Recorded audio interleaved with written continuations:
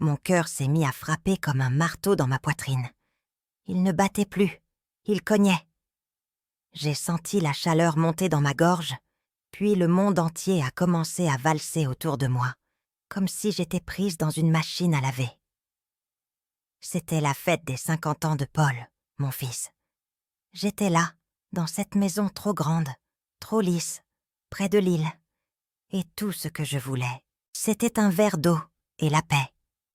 J'ai étendu la main pour m'agripper à la table, mais mes doigts n'ont trouvé que de l'air. La chute a été brutale.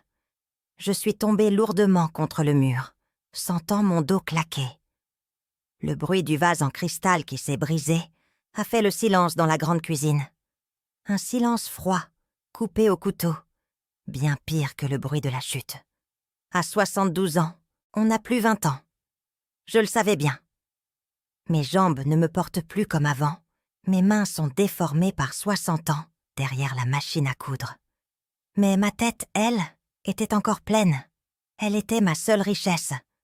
Paul s'est précipité, mais il n'avait pas l'air inquiet. Il avait l'air ennuyé, terriblement gêné devant ses amis importants. J'ai vu le rouge monter à son cou. Il m'a aidé à me relever, me traînant vers une chaise, tout en murmurant des excuses à ses invités. Elle est juste fatiguée, rien de grave, a-t-il dit avec un sourire faux, ramassant les morceaux de verre sans me regarder. Puis j'ai vu Amélie, ma belle-fille. Elle n'a pas bougé.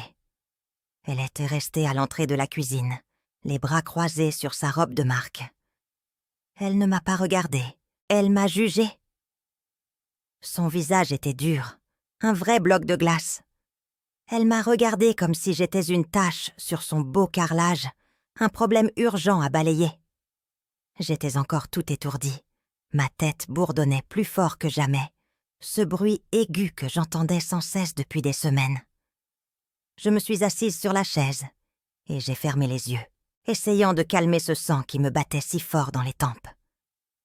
C'est là que j'ai entendu la voix d'Amélie.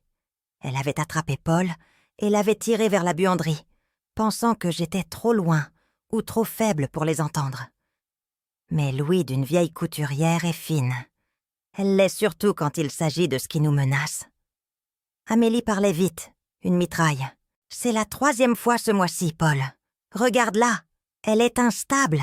Notre réputation, ça devient ridicule. On ne peut plus la laisser seule. » Elle a fait une pause, et sa voix est devenue encore plus basse, plus venimeuse. « Tu sais ce qu'elle va faire? Elle va nous ruiner en frais médicaux. » J'ai senti mon cœur, qui venait de se calmer un peu, repartir en panique. Ruiné. Je payais toujours toutes mes factures, même si c'était difficile. J'avais travaillé toute ma vie pour ne dépendre de personne. Paul a marmonné quelque chose d'inaudible, mais la réponse d'Amélie, elle, était claire. C'était un coup de poignard en plein milieu de ma poitrine, un fil qui s'est brisé net. « Écoute-moi bien, si ça continue, dans 2 mois, elle finira en EHPAD. C'est la seule solution. Et après, on pourra enfin récupérer l'appartement, le vendre et respirer. » EHPAD. Ce mot m'a glacé le sang. La maison de retraite, l'endroit où les gens sont oubliés, l'endroit où on va mourir, loin de ses affaires, loin de ses murs, de sa vie. Et Paul, mon Paul, le fils que j'avais porté et nourri, n'a rien dit. Il a écouté. Il a laissé Amélie dire ça, et il est resté silencieux. Mon appartement. C'était le petit bijou que j'avais acheté après le départ de mon mari, le fruit de mes 60 ans à coudre pour les Lillois, les doigts piqués des milliers de fois par l'aiguille. C'était un vieil immeuble près du Vieux-Lille, mais pour moi, c'était une forteresse. Paul et Amélie voulaient pas le vendre, pour leur argent, pour leurs dettes, pour qu'ils puissent respirer. J'ai passé le reste de la soirée dans un état de choc sourd. Je n'étais plus malade, j'étais trahie. Les jours qui ont suivi la fête ont été un enfer de maux de tête. Ils étaient devenus quotidiens, une pression constante sur mes tempes. J'avais l'impression d'avoir la tête dans un étau jour et nuit. Je voyais des étoiles, des pointes noires, La tension montait, et le bourdonnement dans mes oreilles ne s'arrêtait jamais. J'essayais de me soigner. Ma fille Sophie, l'infirmière, elle, était loin. Elle travaillait dans un hôpital près de Paris et venait seulement tous les 15 jours. Elle m'avait toujours dit « Maman, il faut écouter son corps, mange sainement, fais attention au stress. » Je me disais que c'était ma faute, que si j'étais plus forte, si je me soignais mieux, il ne parlerait pas de l'EHPAD. Je me sentais coupable d'être fragile, coupable de ma maladie. Mais une petite voix, celle de la couturière qui sait que le fil doit être solide, m'a dit que quelque chose clochait. La maladie, d'accord, c'est la vie. Mais mes symptômes s'aggravaient toujours de façon étrange. Amélie, depuis la fête, avait changé. Elle passait me voir, ce qui n'arrivait jamais. Elle me souriait, un sourire si faux qu'il me donnait froid. Elle était soudainement la belle-fille parfaite. Elle insistait pour m'apporter des petits plats faits maison. « Ma chère Odette, il faut que vous vous remettiez. Regardez, j'ai préparé cette soupe réconfortante, plein de vitamines. » Un après-midi, elle m'a apporté une soupe épaisse, pleine de crème et de légumes. J'ai trouvé qu'elle était bonne, même si elle piquait un peu la langue. J'ai tout mangé pour lui faire plaisir, pour lui montrer que j'étais forte. Mais le soir même, ma tension a explosé. J'ai dû m'allonger en urgence. Mon vieux tensiomètre affichait 175 sur 105 mm de mercure. C'était terrifiant. J'avais des vertiges, j'avais peur. J'ai pensé que j'allais faire une crise cardiaque. Le lendemain, Amélie est revenue, inquiète. « Vous n'avez pas bien dormi ? Il faut prendre de la force. Regardez, j'ai fait un gratin dauphinois, bien crémeux. Ça vous requinquera. » J'ai regardé ce gratin. Il sentait bon, mais il était chargé. J'ai remarqué la quantité excessive de sel et de crème, masquée par une couche de fromage. C'était une bombe, pas un plat pour un cœur fragile.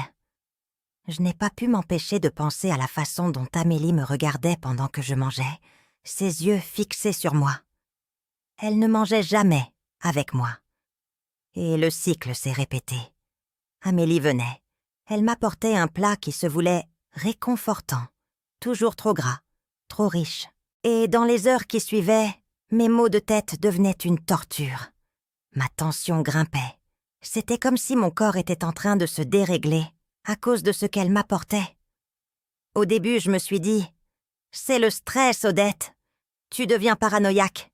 Amélie veut t'aider. » Mais quand j'ai mangé une omelette que ma voisine, Madame Dubois, m'avait apportée, je me suis sentie étonnamment bien ce soir-là. Le doute, la méfiance, a commencé à percer la peur.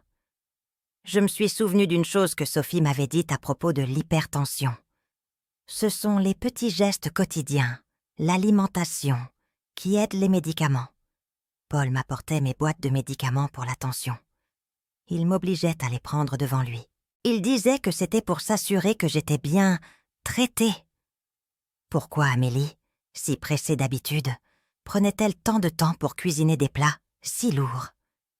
Pourquoi Paul, l'homme d'affaires pressé, vérifiait-il que je prenais mes pilules? Et puis, il y avait le docteur Leclerc. J'étais allée le voir après la chute. J'avais parlé des conseils de Sophie.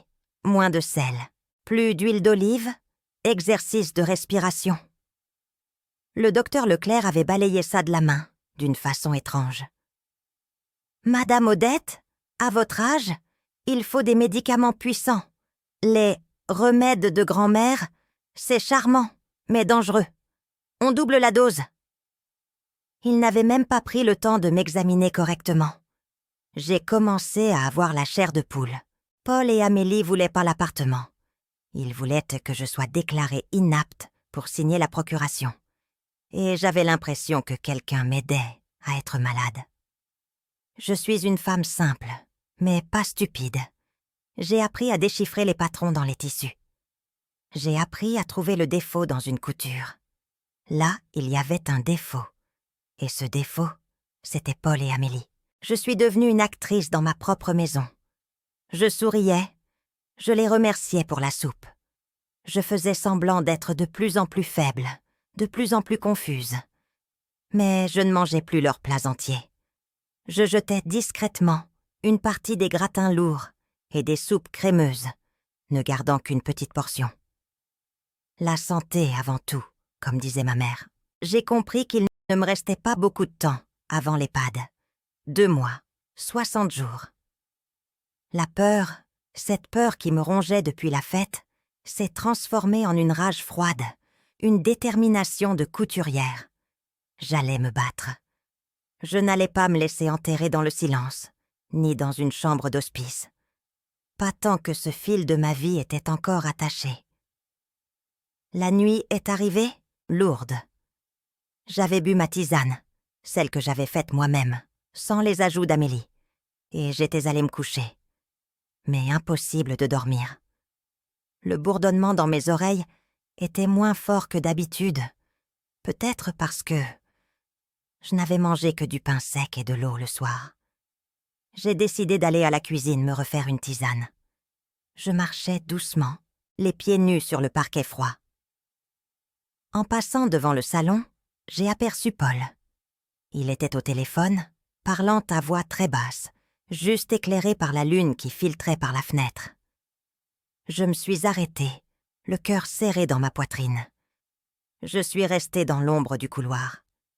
J'ai entendu Paul rire doucement, un rire qui ne ressemblait pas à mon fils. J'ai collé mon oreille au mur, priant pour que le bourdonnement s'arrête une seconde. Et c'est là que j'ai entendu la fin de sa conversation, ces mots qui ont tout transformé.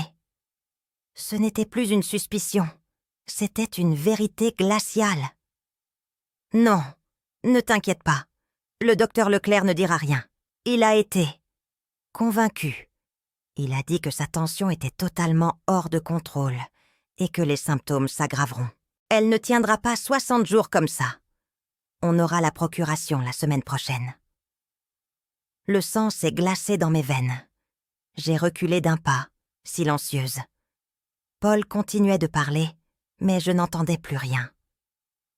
La procuration, la semaine prochaine. Et le docteur Leclerc, qui avait refusé de m'écouter, était de leur côté. Il était convaincu. Avec quoi? Avec de l'argent. Ce n'était plus une maladie, c'était un complot. Paul et Amélie ne me laissaient surtout pas mourir. Ils organisaient ma mort, en utilisant ma propre santé contre moi. J'ai réalisé que mon propre fils était en train de chronométrer ma défaillance. Ils avaient une date limite, et ils avaient un allié dans le corps médical. Il fallait que je sois plus rapide. Il fallait que je trouve le fil qui les liait et que je le coupe. Sinon, la semaine prochaine, je n'aurai plus de maison, plus de dignité. Il faut du courage, je me suis dit, tout doucement. Et j'ai su, à cet instant précis, que j'allais me battre non pas pour vivre, mais pour ma liberté. Le matin après la conversation de Paul, le silence de l'appartement était pesant, lourd. Le sang avait gelé dans mes veines. Mais la tête, elle, était étonnamment claire. Ce n'était plus une question de maladie, mais de survie. Il me donnait 60 jours. 60 jours pour me rendre folle, pour que ma tension m'emporte, pour qu'il puisse signer et vendre mon chez-moi, mon seul bien. Je devais y voir clair. Je me disais que j'étais vieille, que je devenais paranoïaque. Mais quand on a passé 60 ans à coudre, on apprend à regarder le fil. Et là, le fil était cassé, plein de nœuds. Les maux de tête sont revenus, plus forts que jamais. Je me sentais coupable de leur donner cette chance. Amélie est passée le mardi. Elle m'a apporté un bœuf bourguignon. Beaucoup de vin rouge pour le sang, Odette, qu'elle m'a dit. C'était bon, très riche. Je n'ai pas tout mangé. J'ai jeté la moitié en cachette, dans le fond de la poubelle, sous les épluchures. Je ne voulais plus les regarder dans les yeux quand je mangeais. Le soir, ma tête a explosé. Mon vieux tensiomètre a bipé, 175 sur 106. J'ai failli tomber à nouveau. Le bourdonnement était comme un train dans mes oreilles. Paul est venu le lendemain pour s'assurer que j'avais pris mes médicaments. Il les sortait d'une boîte en plastique, pas la boîte du pharmacien. « Il faut bien que je m'assure que tu es traitée, maman, » disait-il avec ce sourire faux, ce même sourire qu'il avait eu à l'anniversaire. Je les ai pris devant lui, mais j'ai regardé les pilules. Elles n'étaient pas de la même couleur que d'habitude. Une était blanche et petite. Le cycle ne s'arrêtait plus. Plus Amélie cuisinait gras et salé, plus ma tension montait. Plus Paul me donnait ses pilules, plus j'étais faible. C'était comme si j'étais sur une montagne russe infernale et que mes enfants tenaient les commandes. Je devais comprendre pourquoi. Je devais prouver que je n'étais pas folle, que je n'étais pas juste faible. Je me suis dit, il faut du courage. J'étais seule contre deux, plus un docteur. Mais j'avais ma petite voisine. J'ai attendu l'après-midi, quand Paul et Amélie étaient au travail, pour descendre à la loge de Madame Dubois. Madame Dubois, elle, avait l'œil. Elle avait été aide-soignante en gériatrie. Elle savait ce que ça voulait dire. Une vieille dame qui tombe beaucoup. Je lui ai raconté tout. Les repas trop riches, la chute, la conversation, le docteur Leclerc, les pilules qui changèrent de couleur. J'ai pleuré en parlant. Paul voulait ma mort. Madame Dubois, les bras croisés, m'a écoutée sans dire un mot. Puis, elle a pris ma main. « Odette, je vous ai vue. Paul a dit que vous étiez instable. Il a dit que votre tension dépassait les 180/110, plusieurs fois par semaine. Il prépare le terrain pour l'inaptitude légale, pour le notaire. » Elle a pris le petit flacon de pilules non étiqueté que j'avais caché. « Ces plats gras et salés, c'est pour augmenter la tension. La graisse bouche les artères. Le sel retient l'eau. Ça, c'est la base de leur plan. Mais le plus grave, c'est là. » Elle a pointé les pilules blanches que Paul me donnait. « Ça ressemble à un simple antibiotique, de l'amoxicilline. » « Un antibiotique ? Oui. Vous n'avez pas d'infection. Mais cet antibiotique est connu pour interagir avec certains traitements pour le cœur. Il n'est pas un poison, Odette. Il annule l'effet de vos vrais médicaments pour la tension. Il les rend inutiles. Votre corps est sans défense contre la maladie. Tout seul, le choc a été comme une vague glacée. Paul ne me donnait pas la mort directement. Il me privait de la vie. Il utilisait ma maladie comme une arme. C'était ça, leur méthode. Il ne voulait pas me soigner. Il voulait que je sois de plus en plus malade, juste assez pour qu'on dise que je n'étais plus capable de m'occuper de moi. « On n'est jamais trop prudent, Odette, » m'a dit Madame Dubois, me voyant trembler. « Vous devez arrêter de prendre ces fausses pilules. » Mais Paul me forçait à les prendre devant lui. « Si vous les arrêtez, ils le sauront. Si vous continuez, vous allez mourir. » J'étais prise au piège. « Il y a une solution, Odette, » a continué Madame Dubois, sa voix redevenant celle de l'infirmière. « Paul et le docteur Leclerc veulent pas vous faire croire que seuls leurs médicaments sont la solution. C'est faux. Votre fille, Sophie, avait raison. Il y a des moyens simples de baisser la tension, qu'ils n'ont pas pensé à vous cacher. Elle m'a écrit des choses sur un bout de papier. Des chiffres. J'ai gardé le papier précieusement, comme un trésor. Si vous n'avez plus vos médicaments, vous devez utiliser le corps. C'est votre seule arme maintenant. » J'ai remercié Madame Dubois et je suis rentrée chez moi, le cœur lourd de tristesse, mais rempli d'une nouvelle force. Je devais trouver la preuve définitive. Je devais mettre un terme à ça avant qu'il ne le fasse. Ce soir-là, Paul est passé. Il était pressé. Il a posé ma boîte de fausses pilules sur la table basse, puis s'est mis à parler au téléphone dans le couloir, encore avec ce rire désagréable que je ne lui connaissais pas. J'ai fait semblant de somnoler dans mon fauteuil. J'avais préparé mon piège. Sous un coussin, j'avais caché le petit dictaphone que Sophie m'avait offert pour enregistrer les recettes de cuisine. Paul, négligent parce qu'il croyait que sa vieille mère était à moitié morte, avait laissé son portefeuille sur la table. dès que j'ai entendu sa voix s'éloigner un peu. J'ai bougé. C'était un mouvement lent de couturière. Mes doigts, déformés mais précis, ont manipulé les fermetures. J'ai ouvert le portefeuille, mes yeux cherchant le papier qui confirmait la pire de mes peurs. Et je l'ai trouvé. Une feuille de papier pliée en 4. Un contrat d'honoraires. Mon cœur a cogné contre mes côtes. Il y avait le nom de Paul, la date et le nom du docteur Leclerc. Un paiement de 5 000 €. La description était abominable. Conseil en gestion de patrimoine et urgence gériatrique. 5 000 € pour me faire mourir. J'ai vu le nom d'une notaire, maître de la Croix, souligné. Et en bas, griffonné au stylo rouge, le mot qui a déchiré mon âme, procuration totale, 48 heures.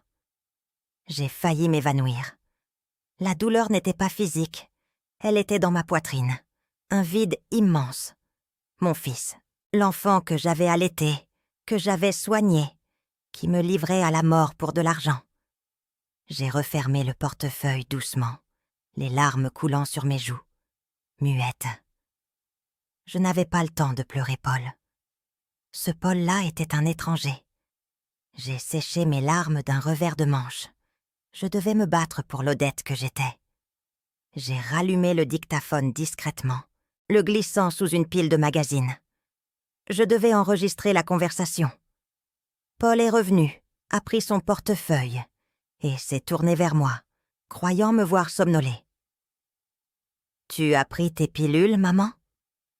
Je n'ai pas répondu tout de suite, laissant le silence. Il a soupiré, agacé.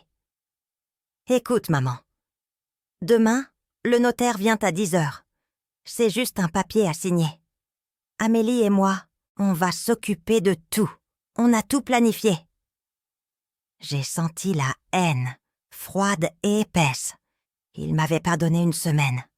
Maintenant, ils accéléraient. Le docteur Leclerc nous a confirmé que si ta tension est au-dessus de 180 sur 120 demain matin, le notaire pourra tout valider pour inaptitude. Alors, un petit effort, hein? Il a dit ça avec un sourire, comme si c'était une blague de mauvais goût. Il a pris la boîte de fausses pilules et l'a secouée devant moi. « Prends-les, maman, pour nous aider. » J'ai pris les pilules et, me tournant légèrement, j'ai fait semblant de les avaler avec un verre d'eau, mais je les ai cachées sous ma langue. Mon fils était prêt à saboter ma santé jusqu'au bout, pour un morceau de papier. Il est parti. Je suis restée là, seule, avec la preuve dans ma main et la mort programmée pour le lendemain. 10 h du matin. Le temps pressait. Je me suis levée, je suis allée dans ma chambre et j'ai craché les fausses pilules dans un petit sac en plastique, à côté du dictaphone. La santé avant tout, me suis-je dit. J'ai pris le bout de papier de Madame Dubois. Je devais stabiliser ma tension. Si j'arrivais à maintenir ma pression en dessous de 140 sur 90, il ne pourrait rien faire. J'ai commencé par la méthode la plus simple. Je suis allée à la salle de bain. J'ai rempli la bassine d'eau très chaude, mais pas brûlante. J'ai trempé mes pieds dedans. Cela faisait des semaines que mes pieds étaient gonflés, douloureux. J'ai attendu. 15 minutes. J'ai senti la chaleur monter lentement dans mes jambes. La douleur dans ma tête, cet étau constant, s'est relâché. C'était comme si mon corps détournait l'urgence. Quand j'ai fini, j'ai séché mes pieds et j'ai pris ma tension. 165 sur 100. Une petite baisse, mais une baisse quand même. C'était la preuve que ça marchait. J'ai continué avec l'autre technique, la respiration. C'était simple. J'ai fermé les yeux. Je me suis assise droite. 4 secondes pour inspirer doucement. 4 secondes pour tenir l'air. 4 secondes pour le relâcher. 4 secondes d'attente. 2 minutes. J'ai senti mon cœur ralentir. Le bruit dans mes oreilles s'estomper un peu. J'ai mesuré à nouveau. 150 sur 98. J'avais baissé ma tension de 15 points, juste avec de l'eau et de l'air. Le docteur Leclerc avait balayé ça de la main. Paul et Amélie n'y penseraient pas jamais. Ils voulaient la chimie. Ils voulaient les médicaments puissants. Ils avaient oublié les choses simples, les choses de grand-mère. J'ai passé le reste de la soirée à faire la respiration, à boire de l'eau claire et à manger de l'avoine, que Sophie m'avait dit d'acheter. J'ai même mis un peu d'huile d'olive sur une tranche de pain sec. J'ai jeté tout le sel et le gras que j'ai pu trouver dans mon frigo. Je me sentais plus légère. Le lendemain matin, j'ai fait la première chose. J'ai pris ma tension. 138 sur 86. J'ai eu le souffle coupé. C'était une tension de jeune femme, presque. J'étais forte. Je n'étais plus malade. J'étais juste une actrice. J'ai mis la petite pilule blanche falsifiée dans le sac en plastique, à côté des autres. J'ai vérifié le dictaphone. Il avait encore de la batterie. Je me suis habillée avec ma robe de couturière. Celle que j'avais faite pour le mariage de Sophie. Bleu foncé, simple, mais élégante. Elle avait une poche discrète dans laquelle je pouvais mettre le dictaphone et le petit carnet où j'avais noté toutes mes mesures de tension, avant et après les repas d'Amélie. Les preuves étaient dans ma poche. J'ai fait un effort pour me rendre pâle. J'ai mis mes mains à trembler, non pas de peur, mais de volonté. J'ai réactivé le bourdonnement dans ma tête en y pensant très fort pour qu'il voie mon malaise. On fait ce qu'on peut pour survivre. À 9h50, j'ai entendu la sonnette. Paul, Amélie et le notaire. Amélie est entrée la première. Elle avait son air de triomphe, le même que jadis quand elle avait réussi à me faire tomber à la fête. Elle tenait une enveloppe épaisse. « Bonjour Odette, tu es prête ?» Ce n'est qu'une formalité. Son sourire était un couteau. Paul ne m'a même pas regardé. Il parlait doucement au notaire. « Maître Delacroix, je vous assure que son état est critique. Elle est très faible. Le docteur Leclerc a prévenu que la moindre émotion pourrait faire monter sa tension au ciel. » Le notaire, un homme petit et nerveux, m'a regardé avec pitié. Il avait l'air de se dire « Encore une vieille femme qui perd la tête !» Paul s'est approché, me tendant un stylo lourd.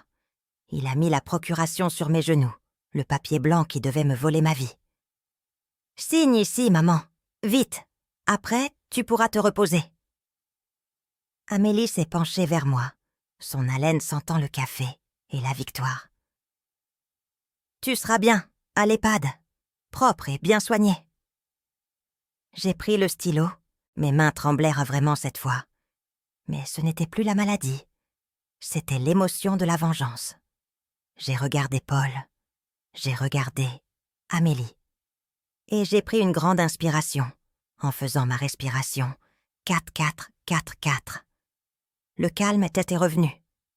Ma voix est sortie, étonnamment claire et forte. Avant de signer Paul, il y a une chose que je dois vérifier. J'ai repoussé le papier avec le stylo. Nous devrions peut-être vérifier ma tension comme tu l'as demandé. J'ai soulevé un peu mon chemisier, montrant mon bras. Et si, par chance, elle était normale, je pense que j'ai quelques petites questions à poser au notaire. Surtout au sujet de ces 5 000 € versés au docteur Leclerc. J'ai appuyé doucement sur la poche de ma robe. Le petit voyant rouge du dictaphone s'est allumé. Les visages de Paul et Amélie sont devenus blancs, comme de la craie. Le notaire a reculé d'un pas. Il comprenait. Il n'était sire plus les chasseurs. J'étais le piège. Avant de continuer, dis-moi d'où tu regardes.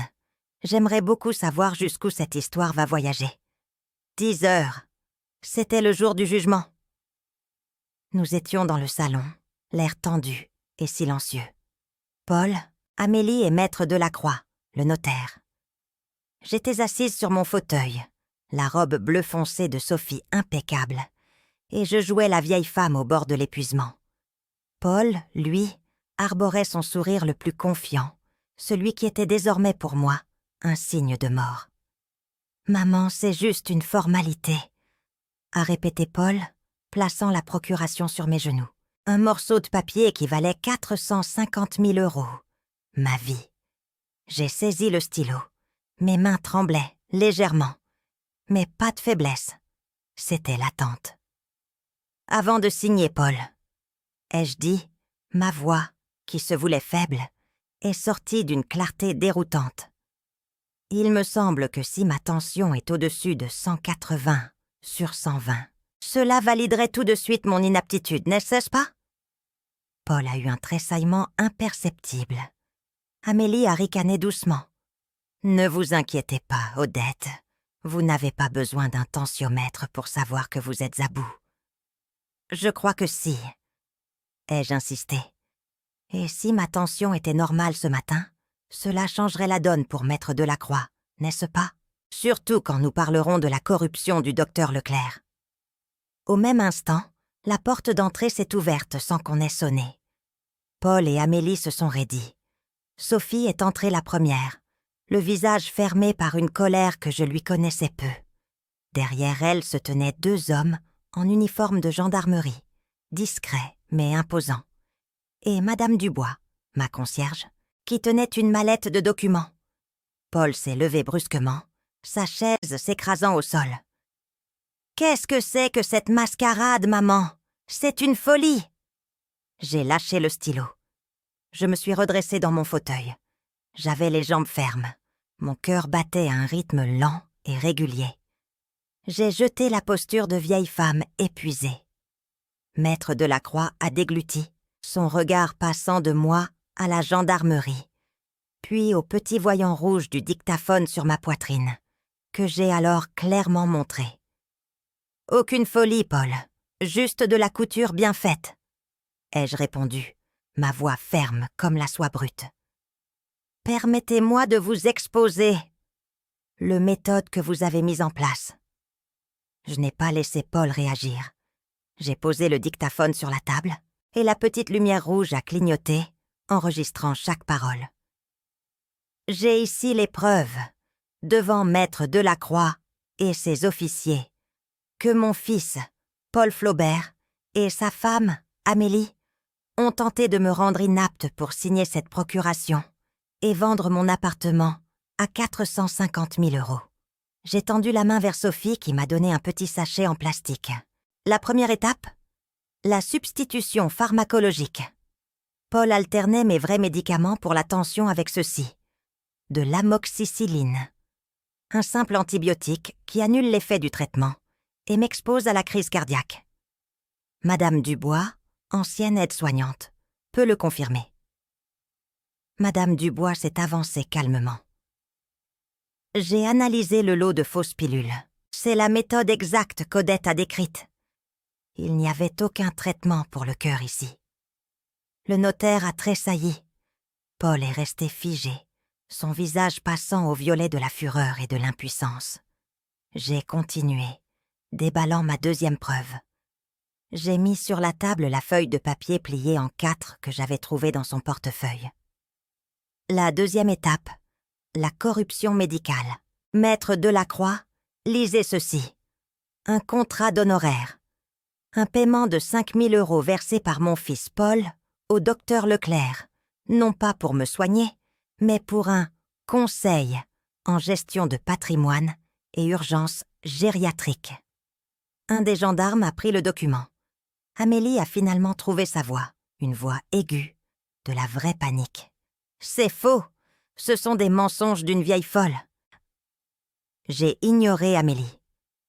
La folle a pris sa tension ce matin, monsieur le notaire. Après des semaines d'empoisonnement lent, où ma tension atteignait régulièrement 175/106. Ce matin, 138/86. Je suis parfaitement lucide et apte. Puis j'ai activé la lecture du dictaphone. La voix claire de Paul a rempli la pièce. Le docteur Leclerc nous a confirmé que si ta tension est au-dessus de 180/120 demain matin, le notaire pourra tout valider pour inaptitude. Alors, un petit effort, hein? Le silence après l'enregistrement était fracassant. Maître Delacroix a pris son cachet et a immédiatement frappé la procuration, l'annulant d'un coup de tampon rouge. Annulé. Paul s'est effondré. Il a rampé hors de sa chaise, se jetant à mes pieds, cherchant à saisir mes mains. Maman, je suis ton fils. Nous avons fait des erreurs, maman. Pense au petit. Tu vas me livrer à la police? Pour une bête histoire d'argent? Je t'en prie, ne fais pas ça. » Il pleurait. Mais ses larmes étaient là des larmes de peur, pas de remords.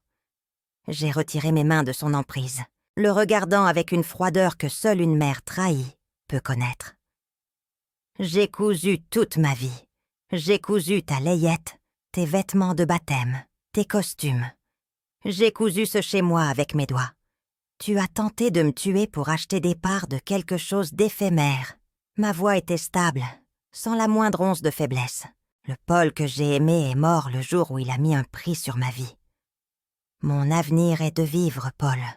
Le tien, ce n'est pas mon problème. » Le gendarme s'est avancé et lui a passé les menottes, sans un mot. « Paul Flaubert, vous êtes en état d'arrestation pour tentative d'homicide volontaire et fraude aggravée. » Amélie a poussé un cri strident, tentant de s'interposer, mais le deuxième officier l'a maîtrisée. Elle a été menottée pour complicité. Paul et Amélie ont été emmenés hors de mon appartement, sous le regard de Madame Dubois et de Sophie. La porte s'est refermée sur eux. Le salon, où ma mort avait été planifiée, était redevenu silencieux. Seul le notaire était encore là, essuyant son front.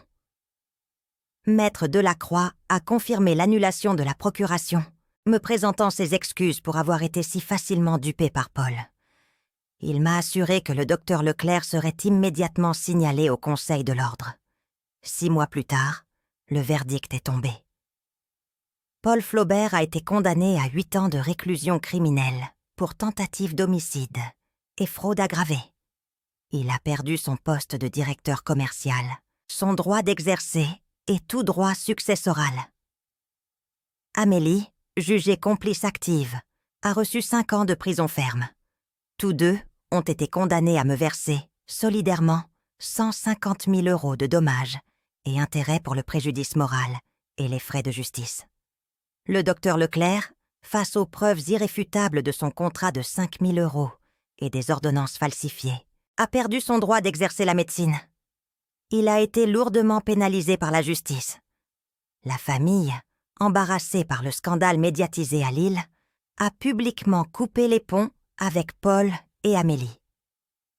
Paul, qui cherchait la fortune rapide, se retrouva sans rien. Il purge sa peine dans une prison au nord de la France, recevant seulement la visite de ses avocats. 2 ans ont passé. J'ai eu 74 ans. Je n'étais plus l'Odette frêle que Paul et Amélie avaient tenté d'enterrer.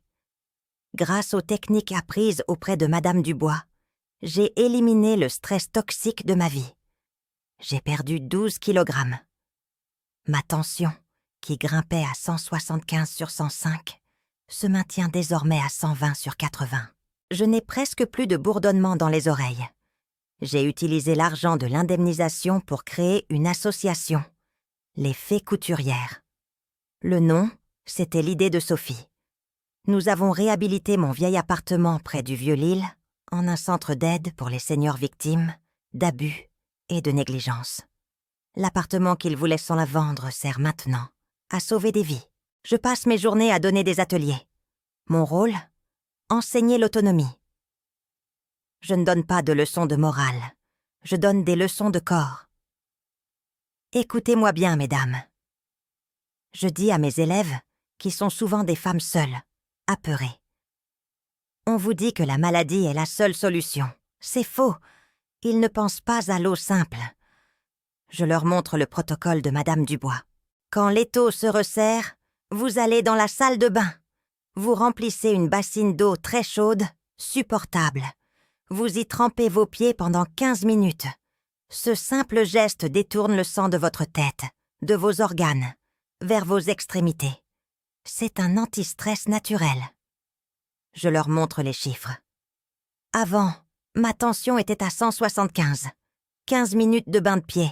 Elle descendait à 150. 25 points gagnés. Et la respiration ?